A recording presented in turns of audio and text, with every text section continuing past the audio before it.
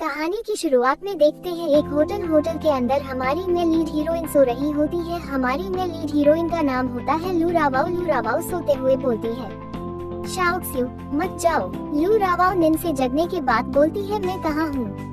लू रावाओ बेड से उठकर देखते हैं उसके पास की टेबल पर कुछ पैसे, बर्थ कंट्रोल प्लीज और एक लेटर में लिखा हुआ था, मुझे आपके पेट में बच्चा नहीं चाहिए। यहाँ आपके और हमारे लिए अभी के लिए पैसे हैं, किन चेन। उसके बाद लू रावाओ होटल से बाहर आ जाती है। बाहर आने के बाद होटल को देखकर बोलती है, ये सही होटल और सही कमरा है, लेकिन यह व्यक्ति सही व्यक्ति कैसे नहीं है। मेरी एल्डर सिस्टर ने मुझे यहाँ भेजा है, पर क्या गलत है। लू रावाओ अपने हाउस आ जाती है। लू रावाओ लू परिवार से है। लू रावाओ घर आने के बाद बोलता है, मैं घर आ गई कदमों की आवाज सुनकर। लू रावाओ की माँ आ जाती है। लू रावाओ माँ गुस्से में देखती है लू रावाओ को। लू रावाओ की माँ बोलती है, तुम गंदी कुतिया, और लू रावाओ की माँ उसे थप्पड़ मारती है, फर्श पर गिर जाती है। एक आवाज होती है, थम। लू रावाओ की माँ बोलती है, तुमने केवल अपने जीजाजी के साथ संबंध बना रहे हैं, बल्कि दूसरों से भी पंगा ले रहे हैं। आपने लू परिवार नहीं है। लू रावाओ की माँ सर्वेंट से बोलती है, मुझे फेदर डस्टर दो। फेदर डस्टर से स्लैप करती है। लू रावाओ बोलती है, माँ तुम किस बारे में बात कर रहे हो, मुझे ये समझ नहीं आया।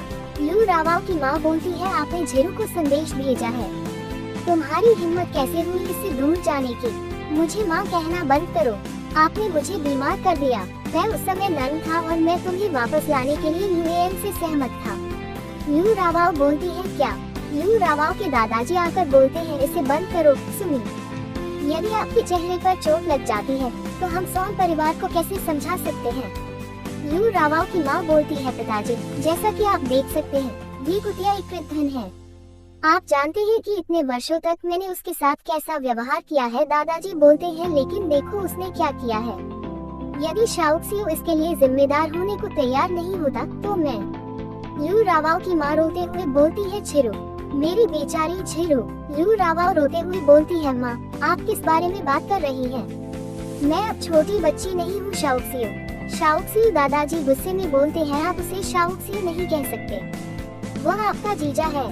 लू रावाओ बोलती है, लेकिन दादाजी बोलते हैं, एक नजर देख लो।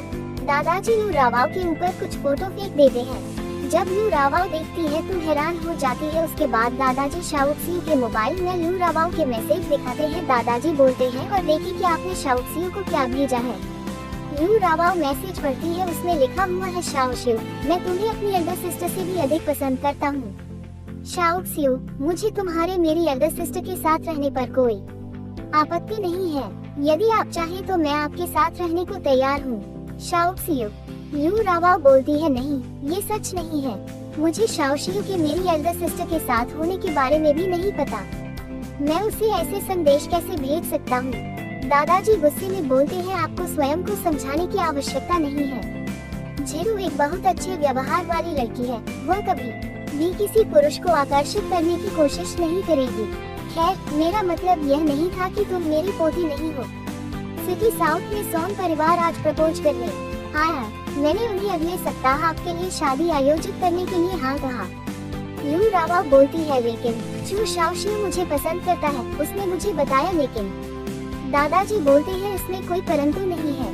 लू परिवार ने आपको बिना माँ के एक बच्चे को इतने वर्षों तक पाला है, क्या आपको नहीं लगता कि आपको परिवार के लिए कुछ करना चाहिए। लू रावाओ बोलती है, क्या मेरी माँ ठीक नहीं है।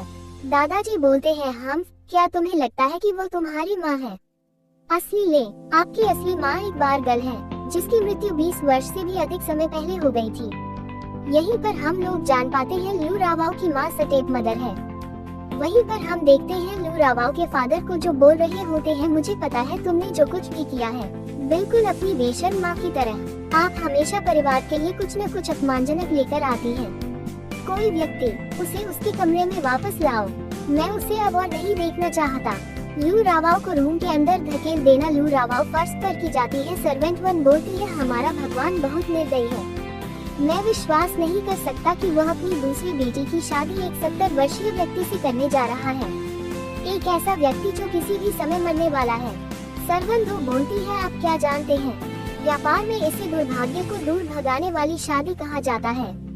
इसके अलावा आप क्या सोचते हैं वह कौन है? वह मैडम की बायोलॉजिकल बेटी भी नहीं है। लू रावाओ चिल्ला के बोलती है, नहीं, मुझे बाहर जाने दो, मुझे बाहर निकालो। लू रावाओ दरवाजे को पीती रह जाती है।